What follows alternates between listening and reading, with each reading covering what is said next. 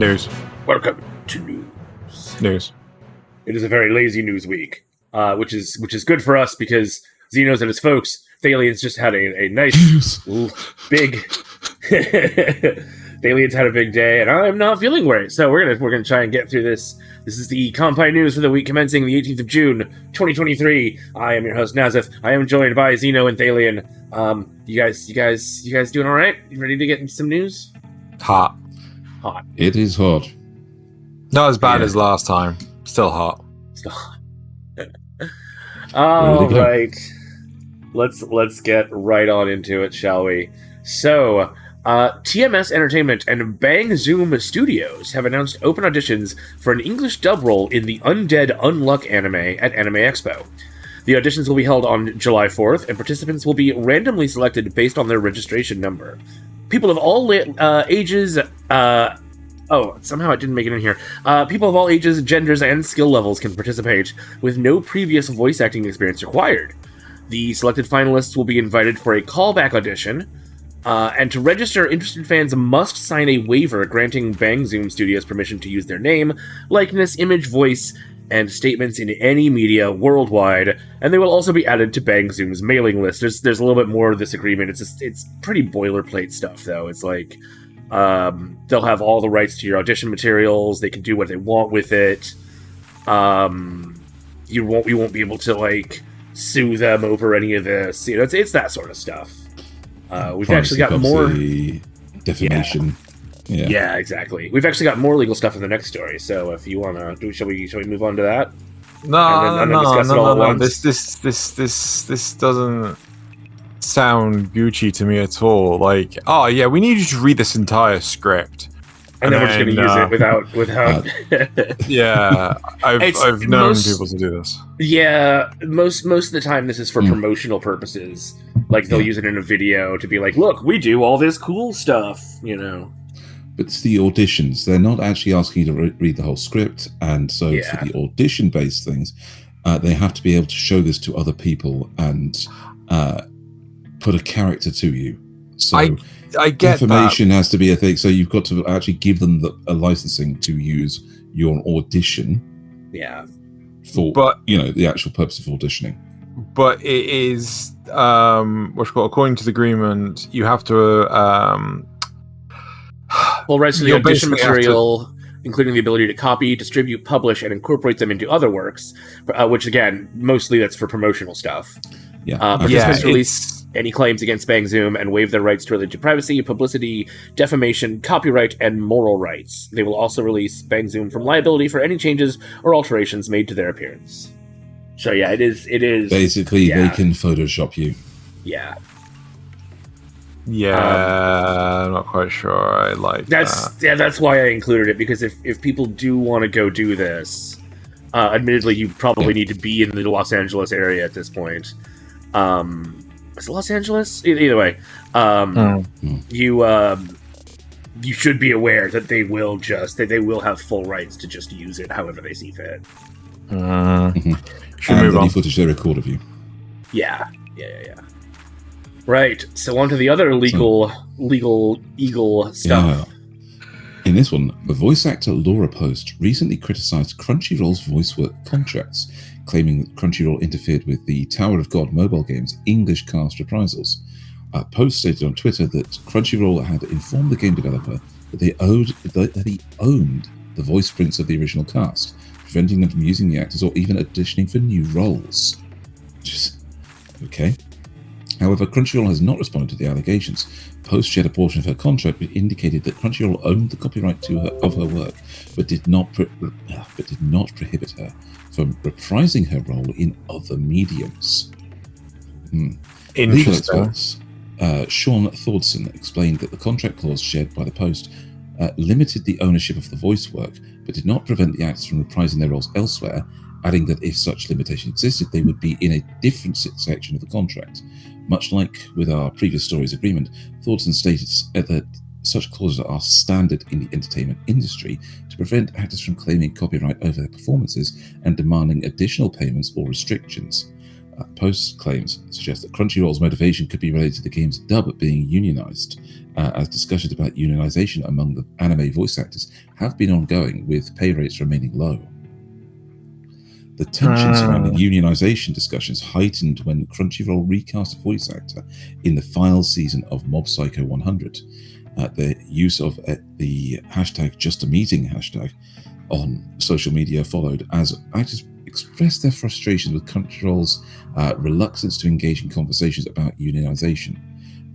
Crunchyroll cited production and casting guidelines as the reason for the recasting. The specifics of post-contract and the developer involved in the Tower of God game have not been disclosed, and Crunchyroll has yet to respond to the allegations. I'm a little confused. Like, how do unions work? Essentially, it just gives the workers negotiating power, and they're protected by certain laws, like they can't be just fired for no reason, you know. Okay.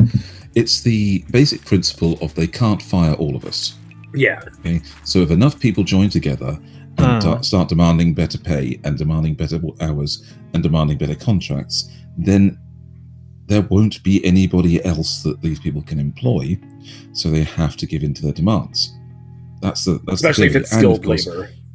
Yeah, and of course, if there is enough of pushbacks against certain decisions, unions can literally call everyone in their union to go on strike to interrupt business until the negotiations are finished, basically costing companies money by holding their workforce over them. So depending on the industry and depending on the country, unions hold an awful lot of sway. Certain European countries, for example, are run entirely union-based. Yeah, okay? Which can be both good and bad. Yeah, I can see that, because like basically the union could just turn around and screw over the entire company at a moment's notice. There are also cases where the unions have gotten some of the unions have gotten almost as bad as the businesses they're fighting against, which is like, I can what are you appreciate doing? That. Yeah, and because likewise, you do have to pay union fees. Dudes and everything. Yeah. On a minor tangent, I was looking to get support in one of my previous jobs from a union, and because the HR department didn't care, and I was in talks with the union, and the union pretty much didn't care either. I'm like, well, what the fuck is the point of you? Yeah. It's really interesting, the whole thing. What I'm finding, there's also some other information about what voice prints are, but it didn't make it into the summary. Yeah.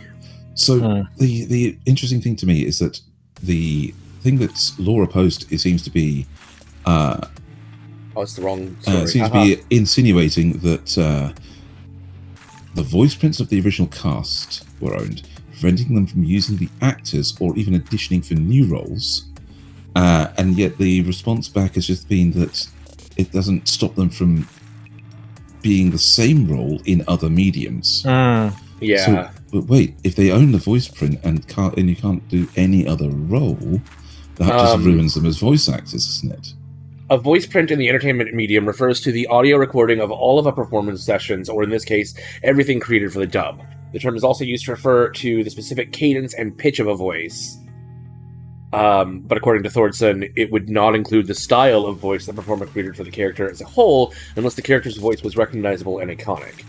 One instance involved Scientologist and voice actor Nancy Cartwright performing her Bart Simpson voice for robocall messages promoting the Church of Scientology in 2009. This is like super interesting, because like a large part of me is I find it very weird, very suspect that they can't go for other roles. Like, surely they should be able to go for other roles, because like if they can't audition for new roles in this game specifically, so she couldn't be another role in this game. Is how I read it. Yeah. But what's the difference between this game and say a Sinnoh Alice? What's the difference between between Tower of God and God of High School? Yeah, right? Yeah. It's a case of like, Hold on, where's the limiting factor here? I feel that there's something that's being glossed over here, because I can't imagine that anyone would sign a contract that just outwardly states you can't apply for any other audition. So I can't believe that would even be enforceable. Even if you did sign it, I don't think that would make it, like, that would stand up in court. Yeah. Exactly. All right. Let's, I think we'll move on from this one for now. Yeah. Fewer stories, but some longer stories. Okay, so Shibuya Raya Fields Media and Pictures Entertainment has renamed the Ultraman licensing program to Live Action Ultraman, encompassing all what? Oh, somehow I was on the wrong window. Okay, there we go. Okay then. Encompassing all generations of the live-action TV series. This expanded program offers access to over 50 different ultras and 1,500 kaiju, allowing licensees to explore various categories of such as video games, costumes, housewares, and more. Suburaya. Thank you. Suburaya Productions will also release English dubbed versions of the franchise's shows, starting with Ultraman Z, on the franchise's YouTube channel and the Ultraman Connection website. Comic book miniseries. Oh wait, hold on, did I skip a bit? No, yeah. In addition to the licensing program, Suburaya Productions and Marvel Comics are collaborating on a crossover comic book miniseries that combines Ultraman with 3 of Marvel's Avengers. The preview image for the series features Ultraman along with Spider-Man, Iron Man, and Captain Marvel. Furthermore, a CG animated feature film adaptation of Ultraman is in the works, set to premiere on Netflix in 2024. The film, directed by Shannon Tyndall? Shannon? That doesn't sound like a real name. And co-directed by John... It's English, you fool. No, I don't recognize that. And John Aoshima? Aoshima is being produced by Suburaya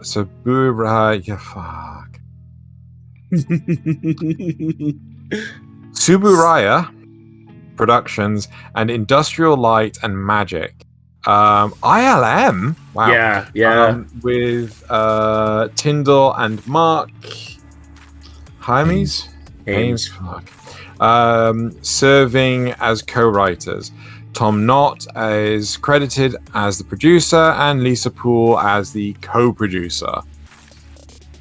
So Ultraman is being ultra, like, pimped out.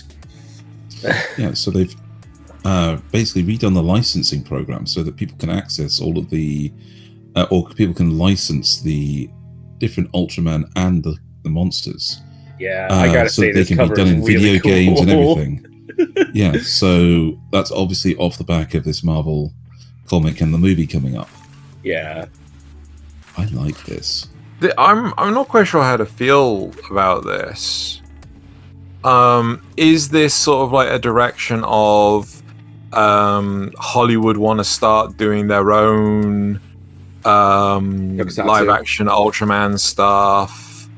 Because I'm not gonna lie, I've struggled massively with the Godzilla stuff from the States, aside from the 1998 one, which everyone shits on, but I actually such a good really movie. enjoy. I love it. It's great, but It's a big pile of fish. the 2014 and so on movies are just like I haven't seen any of those. I think the good one. I did see the CGI Netflix ones. King of All Monsters. Yeah, King of All Monsters is like the only okay one. Yeah, but still involves stupid humans and less monsters eating those stupid humans. Needs more monsters eating those stupid humans. Anyway, it's an interesting direction. God knows where they're going. Yeah. little bit of technical issues. All right. So, slightly removed from our usual anime-centric news, Embracer Group, a gaming conglomerate, has announced plans to close or divest multiple studios, cancel or pause various games and projects, and implement cost-saving measures as part of a 3-phase program. Get ready for a whole bunch of corporate speak.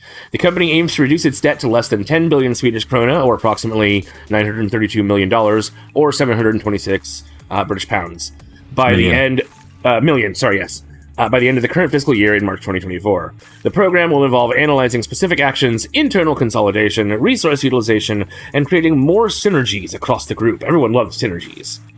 Embracer Group, based in Karlstad, Sweden, owns over 250 franchises and operates several gaming divisions such as THQ Nordic, Koch Media, Coffee Stain, which we know from Valheim, and Gearbox Entertainment, which Gearbox has done a lot of stuff too, haven't they?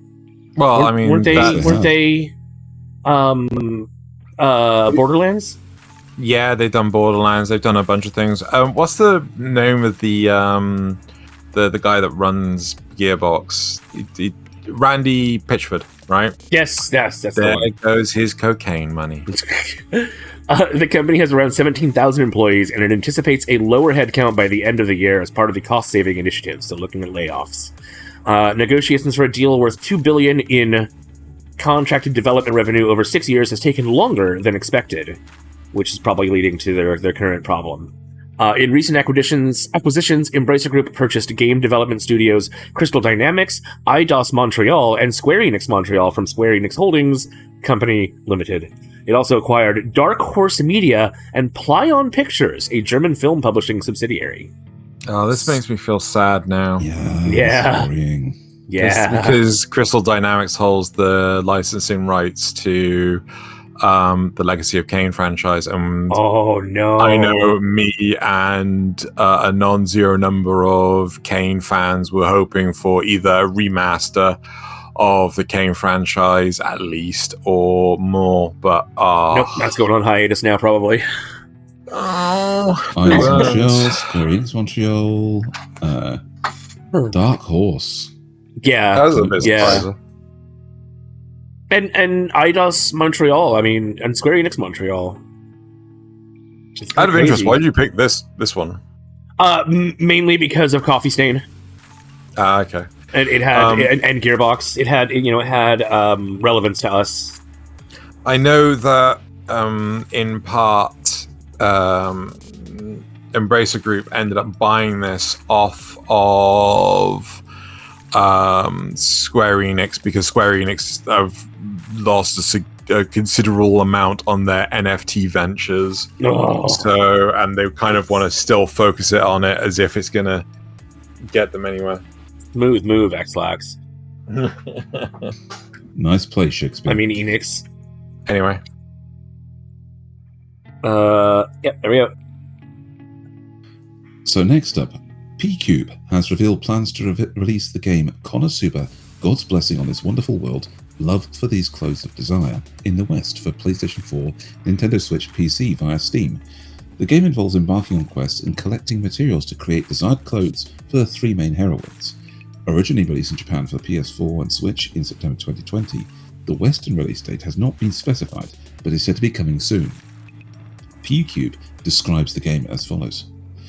Follow Kazuma and company as they discover a mysterious black slab with the ability to create magical outfits that curse the wearer with new, intense desires. The girls must wear each of these outfits and fulfill the desires to break the curse and complete their quest. Are you ready to meet Darkness as a ruthless dominatrix? How about Aqua as a prim and proper goddess? Or Megumin as the proud leader of the Lolita League? And I have now just unlocked forbidden knowledge that I did not know existed. New kink unlocked. Got it. New what? Sorry. New kink unlocked. That's the Thaylien. No, just the idea that Aqua actually gets to be prim and proper. Yeah.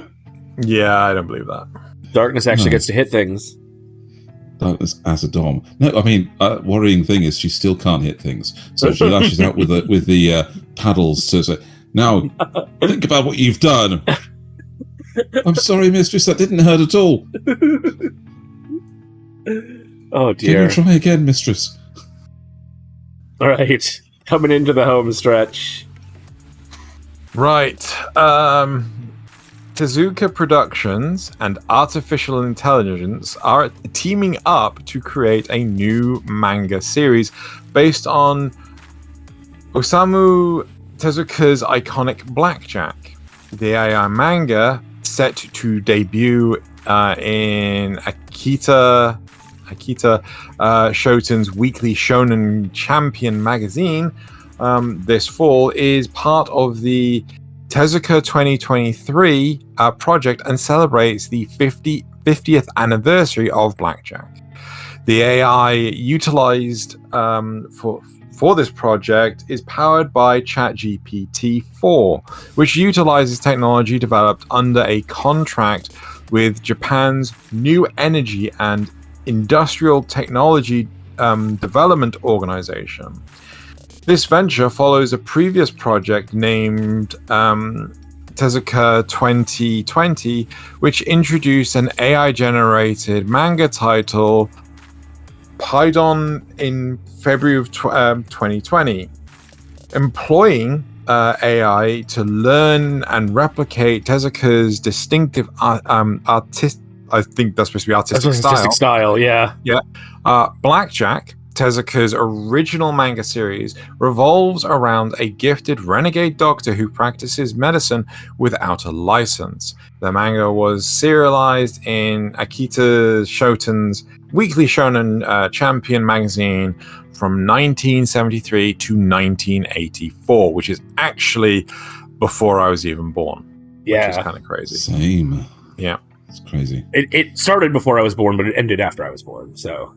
But the thing that gets me about this is that Tezuka is dead, right? What? He's dead and gone, and they are using AI to mimic his art style. Yeah. I'm not okay with this. I'm not sure how I feel about this one. I'm not okay with this. Yeah. Unless they're making brand new stories in his image, so to speak, and it's like I don't know about this. Okay.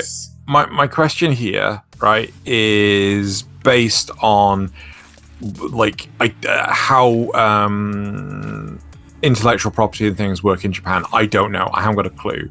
But I know things like you have things like the Tolkien estate, right?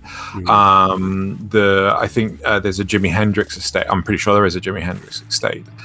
Things like this. So basically the people that have followed on from they have a say in how this thing works. They have a say in how it moves forward and things. So and who gets the license is more important. Yeah. Exactly. So my question is, does that sort of system exist in Japan? I believe Tezuka Productions is owned by his son? Right. So his son's in principle given the go-ahead. If his family has given the go-ahead, fine. Right? But if this is a company trying to make a quick buck off of something without involving the estate, then I have huge issues with that. No, given that this is officially a Tezuka production thing, it's probably... I still don't know how I feel about it, though. It's like when they brought Grand Moff Tarkin back in... was it... Rogue One. Attack of the... Was it Rogue One? Rogue One. Either way, that felt very well. weird. Yeah. It felt really weird. Like these people are gone. Can you just not? Oh, I mean, Carrie Fisher was still around. She was, but young Carrie Fisher. Yeah. Well, doing younger CG characters, I don't have too big an issue with. I don't either. Right. But it's. I mean, on the one hand, it's. Well, yeah. I mean, they can still be bad. But what's the chance that this is going to be any good? On the one hand, it means that really good actors are never really gone, but also it's not them anymore. It's a really weird gray area. There's actually a brilliant movie about this. I think it has Al Pacino. Is that his name? Yes. That is a name. He plays a director. and he ends up creating this perfect actress using artificial intelligence called Simone. I think it's Simone. And is quite like an artistic piece and everything. And basically, he's photoshopped her into like loads of different things, and everyone thinks that she is real. But then it gets to a point where he gets crushed under the weight of his own creation. She isn't real at all, and no one believes that she isn't real. Everyone believes, no, I saw her at this thing, and it's just like, just the person doesn't exist. But people are unable to acknowledge that this person doesn't exist. I think Black Mirror touches on that idea several times too throughout its run. Anyway, shall we move on to our last story before my internet implodes forever? Yeah. Yes. So, the staff of Rising of the Shield Hero Season 3 anime announced that the series will hold a world premiere tour in multiple countries, including the United States, France, Germany, Canada, and Japan, but not the UK. The tour will kick off with a premiere at Anime Expo in Los Angeles on July 3rd, followed by screenings in Paris, France, Austin, Texas in July. The tour will then continue to Mannheim, Germany, and Toronto, Canada in August, and finally conclude in Tokyo, Japan in October. Hitoshi Haga, who previously worked on the first season as a storyboard artist and director, will take over as the director for the third season. No more bad second season director. The script writing will be handled by Keigo Koyanagi, while Kevin Penkin returns to compose the music, and Kinema Citrus is back for the animation production. The character designs will be created by Franziska van Wulfen?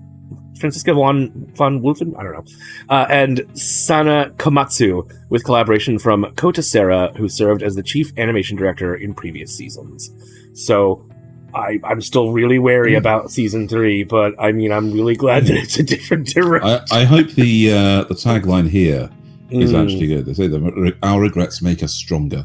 Yeah, our regrets make us Shield Hero 3 stronger. Yes, than Shield Hero 2.